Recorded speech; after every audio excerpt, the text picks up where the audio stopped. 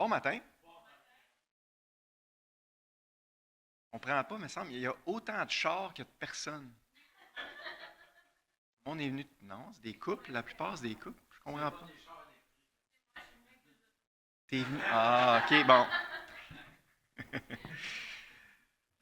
On poursuit ce matin notre survol de l'Ancien Testament. On aborde un nouveau livre ce matin, le quatrième livre de la Bible, le livre des Nombres. L'auteur, on ne passera pas beaucoup de temps là-dessus. Les 5 premiers livres de la Bible, appelés la Loi ou la Torah, sont attribués à Moïse tout au long des Écritures. Quatrième d'entre eux, le livre des Nombres, renvoie lui-même à l'activité rédactionnelle de Moïse dans 2 endroits, 33.2 et 36. 13, on peut peut-être quand même en lire un. Nombres, chapitre 33, j'invite à tourner si vous voulez. Nombre 33, verset 2. Moïse écrivit leur marche de station en station d'après l'ordre de l'Éternel. Donc, c'est écrit noir sur blanc. C'est Moïse qui a consigné tout le cheminement d'Israël, du peuple dans cette période-là, relaté dans le livre des Nombres. Temps et lieu. Le livre des Nombres concentre son attention sur les événements survenus entre la 2e et la 40e année après l'Exode. Donc, c'est vraiment chronologique, la Torah. On a l'Exode, qui est la sortie d'Égypte, jusqu'au mont Sinaï. On a le livre de Lévitique, on a dit on ne bouge pas. Tout se passe au pied du mont Sinaï. Dieu donne toutes les instructions liées au culte, l'adoration et beaucoup de lois. Et le livre des Nombres, c'est vraiment le départ du Sinaï pour se rendre jusqu'en terre promise. Donc, on peut dire c'est les 40 ans dans le désert, le cheminement du peuple d'Israël dans le désert. Donc, ça couvre 38-39 ans environ. Les 10 premiers chapitres du livre des Nombres décrivent des préparatifs ordonnés par Dieu avant le départ du Sinaï. Ce dernier eut lieu le 20e jour du second mois de la seconde année. On peut tourner en Nombre 10. C'est vraiment un marqueur chronologique important. Après un peu plus d'un an passé, à peu près un an, passé au pied du mont Sinaï. Le grand départ a lieu dans Nombre 10, versets 11 à 13. Le 20e jour du 2e mois de la 2e année, sous-entendu après la sortie d'Égypte. Donc, finalement, à peu près 14 mois, on pourrait dire. Après la sortie d'Égypte, la nuée s'éleva de dessus le tabernacle du témoignage, et les enfants d'Israël partirent du désert du Sinaï, selon l'ordre fixé pour leur marche. La nuée s'arrêta dans le désert de Paran. Ils firent ce premier départ sur l'ordre de l'Éternel par Moïse. Fait que c'est vraiment un grand départ. En résumé, là, Dieu a racheté son peuple, il l'a sorti d'Égypte. Il s'est révélé à lui au mont Sinaï et pendant 1 an de temps, il a organisé, puis c'est un des sujets des 10 premiers chapitres du livre des Nombres. Il a organisé un paquet de choses, Dieu a donné plein de règles, de principes, d'organisation. Et là, le peuple est prêt. Oui. On en a parlé là, dans le livre de l'Exode. Dieu marchait devant eux dans une colonne de nuée le jour. C'est une nuée lumineuse, surnaturelle d'une façon. Là. Puis la nuit, ça ressemblait à une colonne de feu. Donc c'est vraiment une manifestation visible de Dieu qui dirigeait son peuple dès la sortie d'Égypte. Donc voilà, après avoir s'être révélé à son peuple et avoir donné l'avoir organisé finalement, bien là, c'est le départ vers la terre promise à ses ancêtres, Abraham, Isaac et Jacob. Fait que ça, c'est un marqueur important. Nombre 10, c'est le départ. Un départ joyeux, on peut dire. Tout allait bien jusqu'à ce moment-là. Dès le chapitre 20, on se situe dans la 40e année après l'Exode. Et à la fin du récit des Nombres, Israël se trouve sur la rive est du Jourdain, face à Jéricho, où la conquête de Canaan débutera un peu plus tard. Donc, on peut dire qu'il y a une grosse partie du livre, presque la moitié du livre, ça se passe dans la dernière année, la 40e année après la sortie d'Égypte. Fait que les 40 ans, là, c'est plus entre le chapitre 10 et le chapitre 20, finalement.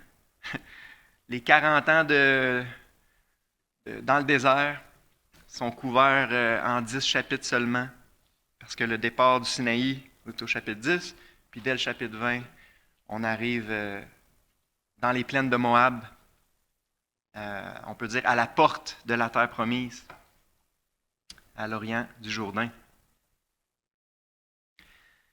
La rédaction du livre s'est donc étalée entre, si on accepte là, la date de 1445 comme étant la date de l'Exode, ben, le livre des Nombres couvrirait de 1444 à 1405 avant Jésus-Christ. Les dates vont en descendant là, quand on est avant Jésus, donc environ 39 ans de couvert. En 1.1 à 10.10, Israël campe dans le désert du Sinaï. On l'a déjà dit, Dieu donne les dernières instructions, entre autres, il organise toute l'ordre de marche. Il donne des instructions, qui va porter quoi. Tout le tabernacle devait être porté par les Lévites. Donc, c'est plein d'instructions reliées à ça. Nombre 10, 11 à 12, 16 relate le voyage d'Israël de Sinaï à Kadès Barnéa, qui est vraiment un autre point charnière dans le récit. On va en reparler. Un événement extrêmement malheureux dans l'histoire d'Israël, Kadès Barnéa. En 13.1 jusqu'à 20.13, les événements prennent place à Kadès et dans les environs. Lieu situé dans le désert de Paran et le désert de Tsin. Pour de vrai, c'est ça. C'est les 40 ans dans le désert. Oui, les deux principaux déserts de Paran, désert de Tsin, mais c'est dans cette période-là qu'ils ont tourné en rond, on pourrait dire. C'était une période de châtiment pour le peuple. En 2014 à 22.1, Israël se déplace de Kadès jusqu'aux plaines de Moab. Là, c'est vraiment la nouvelle génération. On va en reparler. En 22.2 à 36.13, il campe dans les plaines de Moab, au nord de Moab. Donc, contrairement au livre du Lévitique, où le peuple n'avait aucun déplacement, là, il était au pied du Sinaï, bien, le livre des Nombres, c'est un livre de déplacement du Sinaï jusqu'aux portes de la terre promise. Comme c'est le cas pour le mont Sinaï, la location exacte de Kadès, du désert de Paran et du désert de Tsin ne fait pas l'unanimité. La carte de gauche montre les locations généralement acceptées, les cartes dans nos Bibles.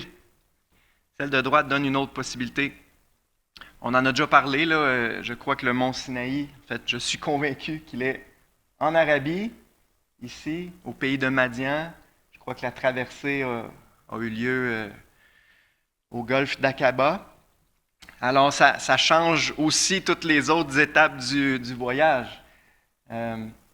Si on accepte le mont Sinaï est dans la pointe, là, je prends la carte traditionnelle ici, dans la pointe du Sinaï, eh bien là, on place le désert de Paran quelque part ici, on place Kadès là, et le désert de Tsin ici. Donc tout se passe plus dans cette région-là. Si on croit que le mont Sinaï est en Arabie, au pays de Madian, ici, eh bien là, on l'a lu tantôt, leur premier déplacement, c'est du Sinaï jusqu'au désert de Paran. Donc le désert de Paran, forcément, il ne faut pas qu'il soit très loin du Sinaï, fait que le désert de Paran serait plus ici, à l'est du golfe d'Aqaba. et le désert de Tsin, plus au nord ici. Kadès serait plus vers l'est. Finalement, tous les lieux sont déplacés plus vers l'est. Alors, vous pouvez croire ce que vous voulez, ça ne me dérange pas, mais moi j'ai tendance à croire quelque chose qui ressemble plus voyons, un trajet qui ressemble plus à ce qui est illustré ici dans la carte de droite. Mais ça a peu d'importance sur nos vies chrétiennes, j'en conviens. Fait que temps et lieu, on s'est situé dans le temps, dans la géographie un petit peu. Maintenant, c'est quoi les buts du livre des Nombres? Bien, c'est un livre très historique qui nous raconte l'histoire, une période importante de l'histoire d'Israël. Donc, le premier but, c'est relater les principaux événements historiques qui marquèrent les 40 années du peuple d'Israël dans le désert, depuis son départ du mont Sinaï jusqu'à son arrivée en face de Jéricho, à la porte de la terre promise.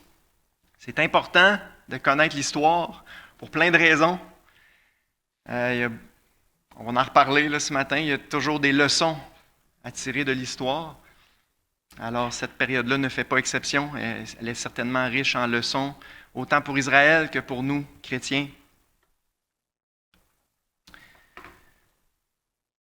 D'autres buts, rappeler au peuple d'Israël, la bénédiction qui reposait sur lui jusqu'à son départ du Sinaï. C'était quand même, à part l'épisode du veau d'or, là, qui est très triste, le temps passé au pied du Sinaï, c'était un temps de bénédiction. Dieu s'est révélé, le peuple acceptait, se réjouissait là, d'apprendre à connaître leur Dieu, leur Rédempteur, et voulait vraiment lui obéir. Plein de bonnes intentions, on pourrait dire. Ils ont construit le tabernacle, ils ont reçu plein d'instructions, l'ordre. Dieu a mis de l'ordre au sein de son peuple. C'était un temps de bénédiction. Et là, au chapitre 10, comme on l'a dit déjà, il était prêt à partir vers... C'était un grand moment de réjouissance. Là. On s'en va prendre possession de la terre promise à nos ancêtres. Dieu nous a délivrés de l'esclavage pour nous donner un pays merveilleux où coule le lait et le miel. Alors, c'était rempli d'espoir.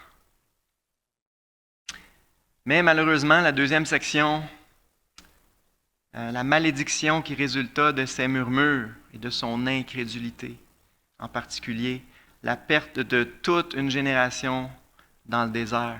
Ça, c'est la période couverte entre les chapitres 11 et 20. Malheureusement, le peuple a été très charnel, on peut dire. Ils ont passé leur temps à chialer, à désobéir et surtout, on peut dire le seul péché impardonnable, l'incrédulité. Le peuple n'a pas cru dans les promesses de Dieu, n'a pas fait confiance et ça s'est manifesté de façon éclatante à Kadès-Barnéa. Dieu a dit « Allez, prenez possession du pays. » Le peuple a dit « C'est impossible. Il y a des géants, il y a des villes fortifiées, ils sont plus forts que nous, on ne sera jamais capable. » Le peuple n'a pas cru, le peuple n'a pas fait confiance à Dieu. Et Dieu a dit, correct, vous ne voulez pas rentrer, vous êtes incrédule, vous allez retourner de bord vers le désert. C'est vraiment une période de châtiment pour le peuple d'Israël. Une période triste. Mais le livre revient à une période plus positive. La dernière section, Dieu rappelle la bénédiction qui reposa sur la nouvelle génération, confirmée par Balaam et par les victoires accordées par Dieu à l'est du Jourdain, chapitre 21 à 36. Donc, c'est vraiment la génération qui est sortie d'Égypte, qui avait vécu l'Exode, la traversée de la mer Rouge, qui avait vu des miracles extraordinaires. Cette génération-là, de 20 ans et plus, est morte dans le désert. C'était le châtiment prononcé par Dieu. À l'exception de 2 hommes, c'est qui les 2 exceptions? Caleb et Josué. C'est les 2 seuls de 20 ans et plus. Avec Moïse, bien sûr, là, qui ont vu la terre promise. Tous les autres de cette génération-là sont morts. Maintenant, la nouvelle génération née dans le désert ou qui était enfant lors de la sortie d'Égypte, ça, c'est les plus chanceux, je trouve. Ils ont quand même, les enfants là, de 20 ans et moins, ils ont vécu la traversée de la mer Rouge, ils ont vécu l'Exode et ils ont vu la terre promise. Du moins, beaucoup d'entre eux. C'était la tranche de privilégiés. Mais c'est ça, cette seconde génération-là, on voit la grâce de Dieu. Hein? Dieu les a vraiment bénis. On va reparler de l'histoire de Balaam, mais Balaam, c'est un prophète qui a été payé pour maudire le peuple, puis il n'a pas pu. Dieu l'a empêché, à la place, il l'a béni. Il a prononcé l'opinion réelle de Dieu sur son peuple Israël. C'est vraiment des beaux passages, des oracles de bénédiction. Et Dieu leur a donné de belles victoires militaires aussi sur tous les ennemis à l'est du Jourdain. Donc, c'est vraiment trois étapes. Bénédiction, malédiction, bénédiction sur la nouvelle génération. Fait que ce livre-là rappelle tout ça au peuple d'Israël pour les siècles à venir et pour nous aussi chrétiens. Les caractéristiques de ce livre-là. Les traducteurs, la version des Septante, vous rappelez, les Septante, c'est la traduction grecque de l'Ancien Testament. Okay? La Bible en hébreu, que les Juifs ont encore aujourd'hui, utilisent encore aujourd'hui, on appelle ça le Tanakh. C'est vraiment la Bible en hébreu qui correspond exactement à notre Ancien Testament. Elle a été traduite en grec à peu près 250 ans avant Jésus. On appelle ça la version des Septante. Et c'était la Bible répandue au temps de Jésus. La version grecque de l'Ancien Testament était très, très, très courante au temps de Jésus. Donc, les traducteurs de la Septante ont intitulé ce livre « Nombre » simplement parce que ce livre comprend 2 dénombrements du peuple d'Israël. Le premier effectué après la sortie d'Égypte, au début de la seconde année du pèlerinage au désert, Nombre chapitre 1. Et le deuxième, 39 ans plus tard, juste avant que la nouvelle génération d'Israël ne pénètre en Canaan, chapitre 26. Fait qu'il y a 2 dénombrements. De là vient le titre du livre. La première génération, finalement, qui venait tout juste de sortir d'Égypte, et la seconde génération. Puis on voit que le nombre de personnes dans le peuple, d'hommes du moins, n'a pratiquement pas changé. C'est à peu près 600 000. Il y avait 600 000 hommes lors de la sortie d'Égypte et à peu près 600 000 hommes dans la deuxième génération. Ça, c'est les hommes seulement. Fait que pour avoir une idée du nombre total, il faut rajouter les femmes et les enfants. Donc, environ 2 millions de personnes composaient le peuple d'Israël. Les Israélites désignent le 4e livre de Moïse par les premiers mots à l'entête du texte hébreu, au désert. Donc, dans le Tanakh, dans la version originale en hébreu, le titre du livre, c'est « Au désert », qui sont les 2 premiers mots du texte. Ce titre correspond beaucoup mieux au sujet d'ensemble de ces 36 chapitres, racontant plus de 38 années d'expérience du peuple élu, depuis son départ du Sinaï jusqu'à son arrivée aux plaines de Moab. En effet, ça résume beaucoup mieux ce livre-là, au désert, les 38 années du peuple au désert. Les Nombres retracent la vie de 2 générations de la nation d'Israël. La première avait participé à la sortie d'Égypte, on vient d'en parler. Elle est recensée en prévision de la guerre et de la conquête de Canaan, au chapitre 1. Cependant, arrivée à la frontière sud de Canaan, elle refuse d'y pénétrer. Ça, c'est le drame de Kadès-Barnéa. La première génération a été incrédule, n'ont pas voulu faire confiance à Dieu. Alors Dieu a dit, vous ne rentrerez pas, vous allez tourner de bord, vous allez retourner au désert. En raison de leur rébellion, tous les adultes de plus de 20 ans, à l'exception de Caleb et Josué, sont condamnés à mourir dans le désert. Un deuxième recensement inaugure l'histoire de la nouvelle génération, chapitre 26. Les Israélites s'engagent dans le combat et héritent du pays.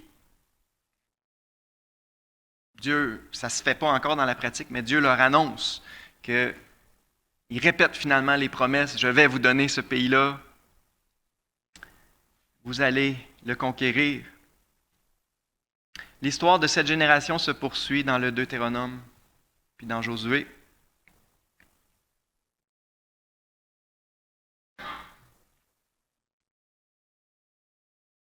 Le livre des Nombres relate 7 occasions particulières où Israël se rendit coupable en murmurant contre Dieu. Ça, c'est la partie plus sombre du livre, mais quand même dont il faut tirer leçon.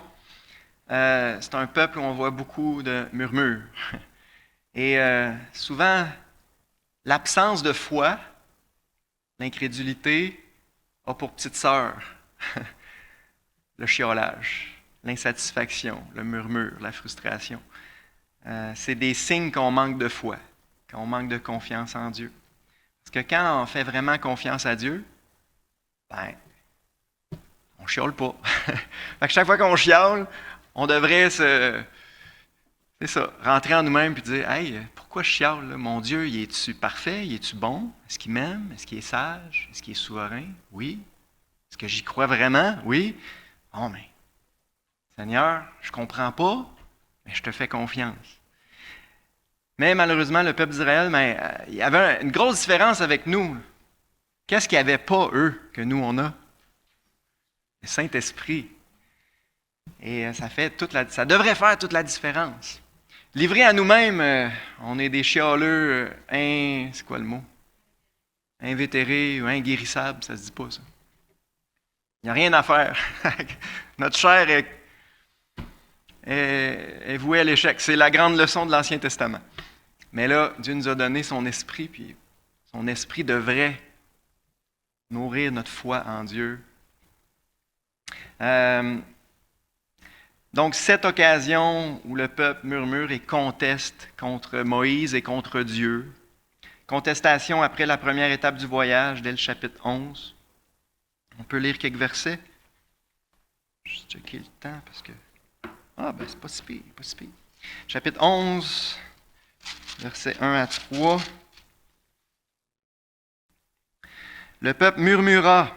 Ils viennent de partir, là, hein? On a lu là, le grand départ là, dans la joie, là, c'est au chapitre 10, versets 11 à 13.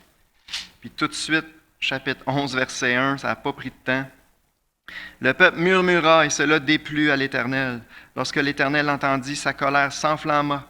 Le feu de l'Éternel s'alluma parmi eux et dévora l'extrémité du camp.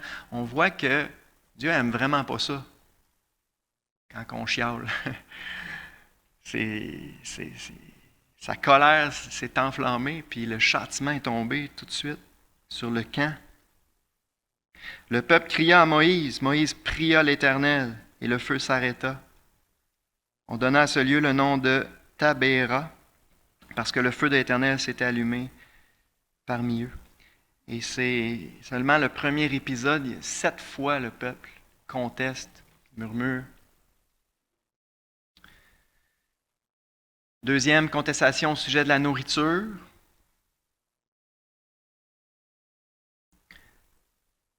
Troisième contestation de Marie et d'Aaron au sujet de Moïse. Là, c'est plus spécifique. On remet en question l'autorité de Moïse. Pour qui tu te prends? Et Dieu a défendu son serviteur très clairement à ce moment-là. On se rappelle que Marie, entre autres, a eu la lèpre pendant une semaine. Il a fallu qu'elle soit exclue du camp pendant une semaine. Contestation après le rapport des 12 espions. C'est l'épisode de Kadès-Barnéa. Hein? Moïse a envoyé 12 espions. Ils reviennent en disant, le pays est magnifique. C'est un pays où coule le lait et le miel. Mais il y a des géants, il y a des villes fortifiées, ils sont plus forts que nous. Et là, le peuple a chiolé solide. Pourquoi vous nous avez fait sortir d'Égypte pour nous faire mourir, nous et nos enfants, qu'on se fasse massacrer par les Amoréens, les Cananéens?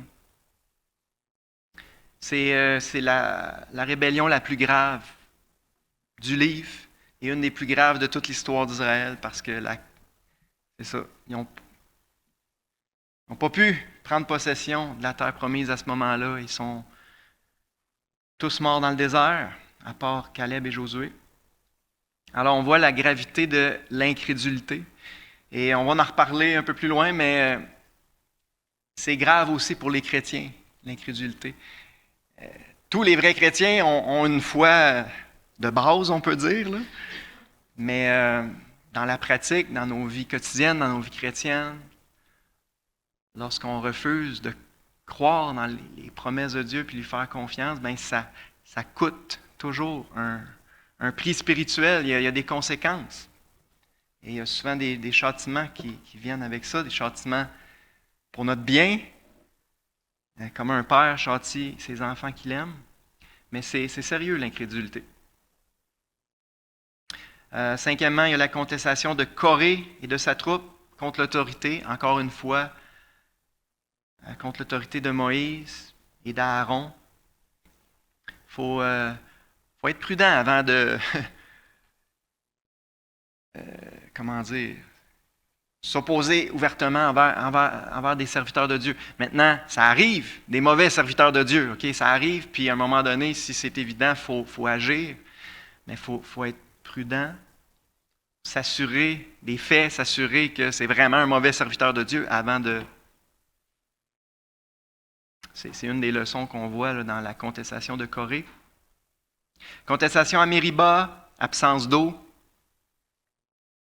Dieu avait toujours pourvu. Oui, il avait soif à ce moment-là, mais Dieu avait toujours pourvu, puis il aurait pu être patient, puis dire, regarde, Dieu a toujours pourvu, il va pourvoir. Mais combien de fois, nous autres aussi, ça nous arrive, là, on manque de quelque chose, puis là, Seigneur, comment ça, là? Comment ça, j'ai pas d'eau à boire aujourd'hui? Bien, rappelons-nous dans ce temps-là que Dieu a toujours pourvu depuis tant d'années, Dieu a toujours été fidèle. Ben, il ne m'abandonnera pas à ce stade-ci. Il va continuer de pourvoir. Contestation à Or, les serpents brûlants. On va en reparler, une magnifique illustration du salut en Jésus-Christ. Donc, c'est certainement des leçons importantes à tirer du livre des Nombres. Et l'antidote à tout ça, c'est la foi. C'est pas juste, je vais me retenir de ne pas chialer. Non, le vrai antidote, c'est la foi. Il faut nourrir notre foi. Puis plus qu'on passe du temps dans la parole, puis à méditer sur la personne de Dieu, sur les œuvres de Dieu, la fidélité de Dieu, ça nourrit notre foi, puis ça nous protège des murmures, de l'insatisfaction, de la frustration qu'on peut laisser s'installer dans nos cœurs des fois. L'apôtre Paul a dit « Ces choses sont arrivées pour nous servir d'exemple. » On a vraiment un beau passage, c'est drôle, j'ai lu ça cette semaine. 1 Corinthiens 10, Paul rappelle beaucoup d'événements du livre des Nombres, d'événements tristes, où le peuple a été incrédule, a chialé, puis Dieu les a châtiés. Puis il conclut cette section-là en disant « Ces choses-là sont arrivées pour nous servir d'exemple, à nous chrétiens. » Alors si vous n'en étiez pas convaincus que c'était des leçons pour nous, ben c'est écrit noir sur blanc dans 1 Corinthiens 10. À diverses reprises, le Nouveau Testament revient sur ces expériences pénibles du peuple de l'Ancienne Alliance pour que nous en tirions les leçons qui s'imposent. Beaucoup de passages du Nouveau Testament nous disent « C'est arrivé pour qu'on en tire des leçons. » C'est des exemples pour nous. Murmures et contestations compromettent toujours la marche chrétienne et la vie de foi. Comme on en a parlé, c'est sérieux. Il est possible à l'enfant de Dieu de sortir d'Égypte, qui illustre le monde, pour ensuite mourir dans le désert d'une vie infructueuse, sans jamais entrer en possession de son héritage spirituel. Ça, c'est une application spirituelle qu'on peut faire. L'Exode, la traversée de la mer Rouge, c'est une image du salut. C'est une chose d'être sauvé. Dieu nous met à part pour lui, on est son peuple. Mais si on manque de foi par la suite, si on n'apprend pas à marcher par la foi, à faire confiance à Dieu, il gaspiller notre vie chrétienne. On peut gâcher notre vie chrétienne. On est sauvé pareil, mais comme c'est écrit dans le Nouveau Testament, un peu comme à travers le feu, on peut tourner en rond dans le désert pendant des années et ne pas vraiment prendre possession de ce que Dieu nous a préparé, des bénédictions spirituelles que Dieu nous a préparées. Alors, c'est très sérieux. Il y a une application pour les chrétiens à tirer de ça. Ce n'est pas automatique. La vie chrétienne, fructueuse, épanouie, c'est pas automatique. Ça prend de la foi pour en prendre possession, pour la vivre. On peut dire que la terre promise, c'est une image de la vie chrétienne épanouie, fructueuse, vraiment le plan de Dieu parfait qu'il a préparé pour chacun de nous. On ne l'aura pas automatiquement. Il faut marcher par la foi pour en prendre possession. Un autre, là c'est le deuxième paragraphe ici, une autre application spirituelle qu'on peut faire, c'est concernant les 2 tribus ennemies et demi qui ont choisi de s'établir à l'est du Jourdain, Ruben, Gad, puis la demi-tribu de Manassé. Il arrive aussi que le croyant se complaise dans une position qui lui paraît confortable, à mi-chemin du but préparé par son Seigneur, un peu comme ces tribus qui, en s'établissant à l'est du Jourdain, se sont soustraites au plan divin pour elles. Le livre des Nombres est un manuel d'instruction pour notre marche chrétienne quotidienne, mettant constamment devant nous l'extraordinaire fidélité de Dieu face à la constante infidélité de l'homme. Donc, juste revenir sur les 2 tribus ennemies, ça illustre des rachetés qui s'installent juste à côté de la terre promise. Donc, c'est pas si pire, mais c'est pas vraiment le pays que Dieu leur avait préparé. Encore là, ils ont manifesté un manque de foi, un manque de soumission au plan parfait de Dieu. Dieu leur a accordé, c'est eux qui ont demandé, « Seigneur, s'il te plaît, laisse-nous nous établir ici. » Dieu a dit, « Oui, c'est correct, mais je crois que ce n'était pas le plan parfait de Dieu pour ces tribus-là. » Et ça illustre encore là beaucoup de chrétiens qui se contentent de moins, on peut dire, que ce que Dieu a préparé pour eux. En tout cas, c'est un beau sujet de méditation et d'approfondissement. Une belle application spirituelle, je trouve, de cet épisode-là. Fait que, comme on vient de le dire, dans ce livre-là, il y a 2 choses qui ressortent. L'infidélité puis la faiblesse de l'être humain, surtout sans le Saint-Esprit, il n'y a rien à faire. Mais la fidélité de Dieu quand même, la grâce de Dieu.